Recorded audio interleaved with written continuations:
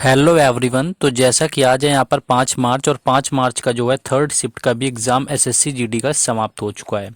तो third shift में जो भी क्वेश्चन पूछे गए हैं जीके जीएस के सभी क्वेश्चंस का यहाँ पर एनालिसिस करने वाले हैं। बस before this like the video, सभी को कर देना है लाइक और आज आना है, देखते हैं कि कौन कौन से क्वेश्चन ओवरऑल जो है आज के थर्ड शिफ्ट में पूछे गए। तो चलिए बिना टाइम वेस्ट के शुरुआत करेंगे और कहीं भी अगर शेयर कर सकते हैं तो इसको शेयर भी कर देना है। पहला क्वेश्चन आया हुआ था कि कौन सी पंचवर्षीय योजना महालनोबिस मॉडल पर आधारित थी। बिल्कुल ही इजी क्वेश्चन है, 10 बार घूम के आ चुका है, सभी लोगों का सही होना चाहिए था। दूसरी पंचवर्षीय इसकी राइट यानी इसका राइट आंसर था दूसरी पंचवर्षीय योजना, जो कि आपकी महालनोबिस मॉडल पर आधारित थी। और अगर आपसे पूछ ले कि पहले पर कौन आधारित है, तो हेराल्ड डोमर मॉडल है, इस पर पहली पंचवर्षीय योजना आधारित है। और तीसरी पंचवर्षीय योजना सबसे असफल मानी जाती है, सभी को पता है। और चौथी पंचवर्षीय योजना में जो है आत्मनिर्भर भारत के बारे में बात करी गई थी। और पांचवी जो पंचवर्षीय योजना थी उसमें गरीबी हटाओ का नारा दिया गया था। और छठी पंचवर्षीय योजना आपको पता ही होगा कि परिवार नियोजन जो कार्यक्रम है यानी कि ग्रामीण कार्यक्रम उस समय शुरू किए गए थे। तो पंचवर्षीय योजना का कंप्लीट वीडियो मैंने अपलोड कर रखा हुआ है, जाकर के देख सकते हैं जिनका आगे एग्जाम है। नेक्स्ट है कि अशोक के शिलालेख किस लिपि में लिखे गए हैं। अशोक के अगर शिलालेख की बात करें तो या तो आप ऑप्शन में आपको ब्रह्मी दिया होगा, और ब्रह्मी नहीं दिया होगा तो फिर खरोष्टी दिया होगा। इन्हीं दो में से एक दिया होगा आपका, क्योंकि ब्रह्मी और खरोष्टी लिपि में लिखे गए हैं। और अगर इन शिलालेख की भाषाओं की बात करी जाए तो प्राकृत भाषा में लिखे गए हैं। और अगर ये पूछा जाए कुल कितने शिलालेख हैं, तो 14 शिलालेख हैं। और एक दिन ये पूछा गया था कि चंद्रगुप्त जो मौर्य था उसका पोता कौन था, तो वो अशोक ही था। और अशोक के जो पिता थे वो बिंदुसार थे। अशोक 269 ईसा पूर्व में मौर्य साम्राज्य की गद्दी पर बैठा और 261 ईसा पूर्व में क्या किया, इसने कलिंग का युद्ध लड़ा, यानी कि अपने राज अभिषेक के 8 साल बाद।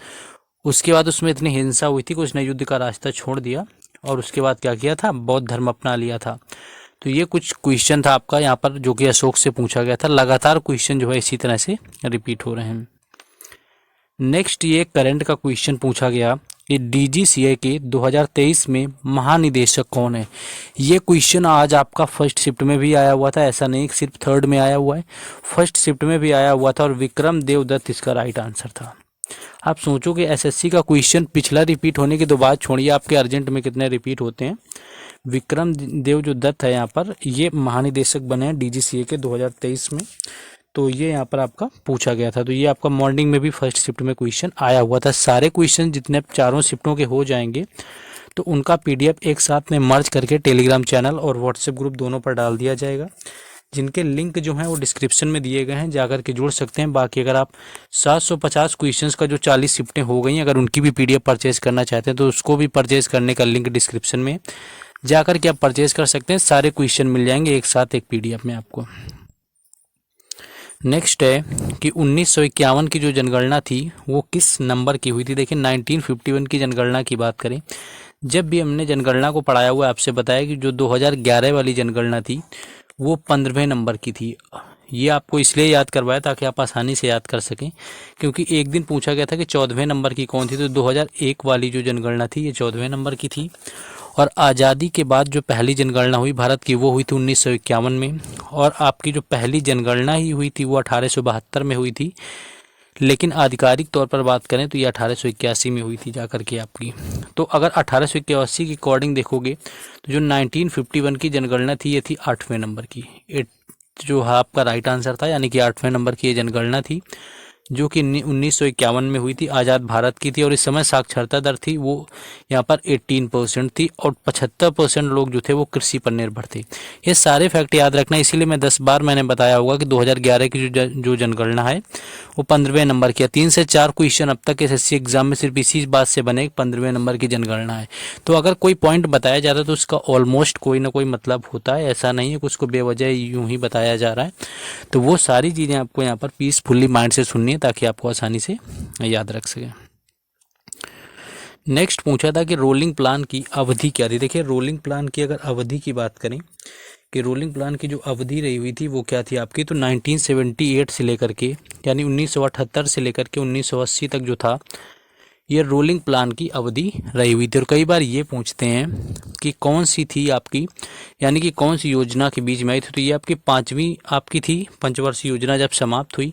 और जो छठी पंचवर्षीय योजना थी वो शुरू होनी थी। तो पाँचवीं और छठी के जो बीच का टाइम था वो रोलिंग प्लान कहलाया हुआ था, जो कि 1978 से लेकर के 1979 1980 तक आपका चला। तो ये आपका रोलिंग प्लान पूछा गया था किस पंचवर्षीय योजना के बाद में आया हुआ था। जैसे कि एक बार पूछा गया कि 1990 में कौन सी पंचवर्षीय योजना शुरू होनी थी। अभी जीडी के एग्जाम में एक दिन पूछा गया है, लेकिन वो शुरू होने से पहले यहाँ पर योजना अवकाश लग गया था। तो 8वीं पंचवर्षीय योजना थी जो कि 1990 से शुरू होनी थी, लेकिन योजना आयोग आ जाता है और वो शुरू हुई थी जाकर के 1992 से।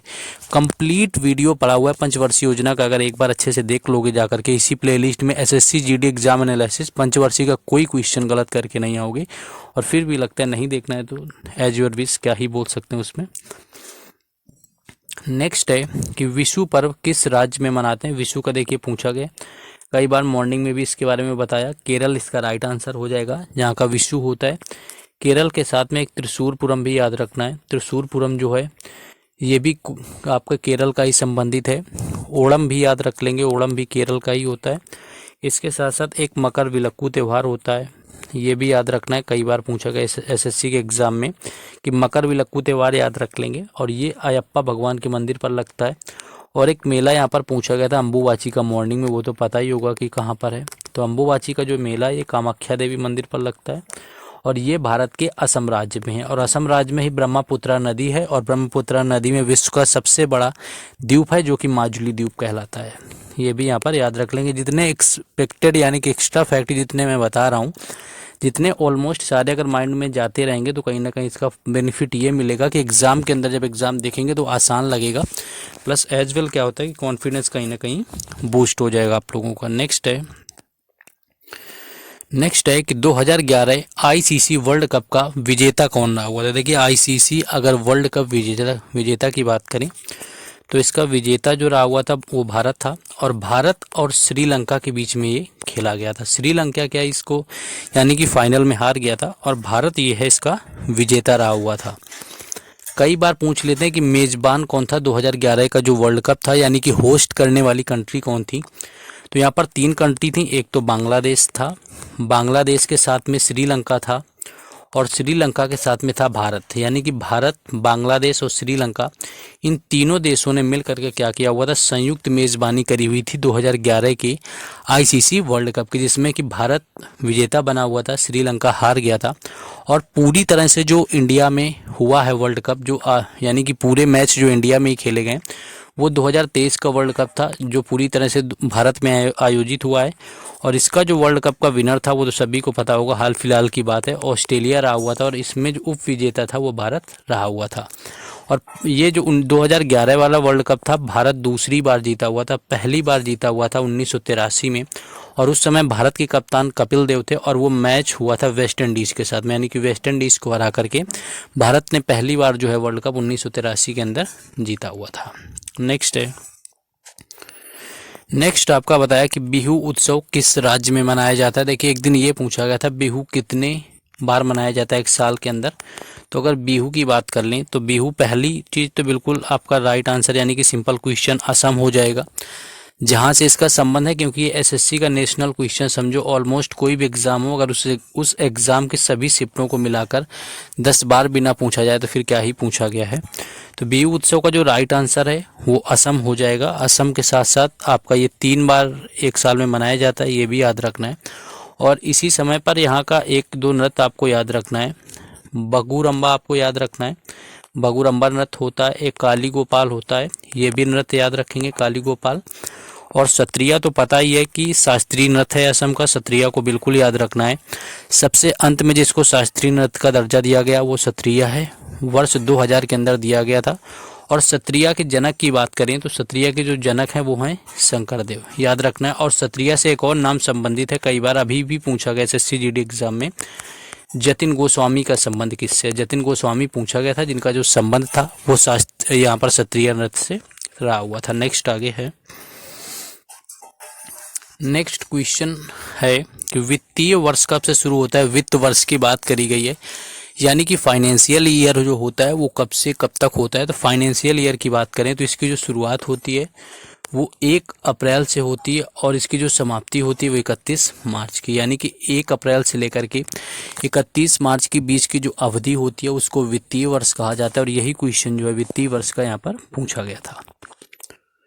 नेक्स्ट क्वेश्चन है, मणिपुर में 2018 में किसे संगीत नाटक अकादमी अवार्ड दिया गया था। देखिए ये क्वेश्चन जो है एक बार का रिपीटेड है एसएससी में, इसलिए मुझे लगता है यहाँ पर ये पूछा गया होगा कि मणिपुरी नृत्य के लिए किसको 2018 के अंदर संगीत नाटक अकादमी यहाँ पर मिला हुआ था, क्योंकि ये पहले भी क्वेश्चन एक बार एसएससी के किसी एग्जाम में पूछा गया, शायद सीएचएसएल या सीजीएल का एग्जाम था।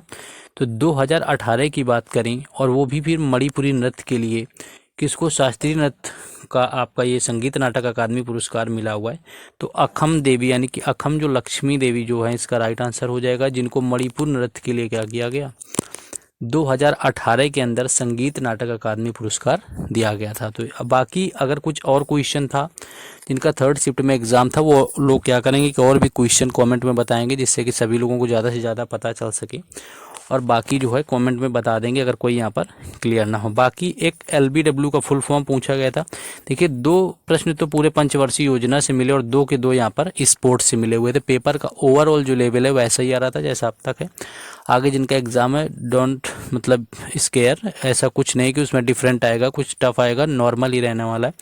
और LBW की बात करें तो लेग बिफोर विकेट जो है, लेग बिफोर जो विकेट है इसका राइट आंसर हो जाएगा, जो कि LBW का फुल फॉर्म था। ये थे ऑलमोस्ट क्वेश्चंस जो कि आज की 3rd शिफ्ट में थे। एंड 4th शिफ्ट का एनालिसिस अपने ही टाइम पर आएगा जैसे कि 4th शिफ्ट का मिलता है। Then do subscribe the channel and like the videos and share also. बाकी कल और परसों 2 दिन और जो होगा, उसके बाद 12th को लास्ट एग्जाम, 12th तक सारे शिफ्टों का एनालिसिस मिलेगा। इसलिए क्या करना है, चैनल को जरूर सब्सक्राइब करके रखें। बाकी PDF वगैरह जो है टेलीग्राम चैनल और व्हाट्सएप ग्रुप पर मिलेगी, जिनके लिंक हैं जो डिस्क्रिप्शन में दिए गए। Then go and must join them.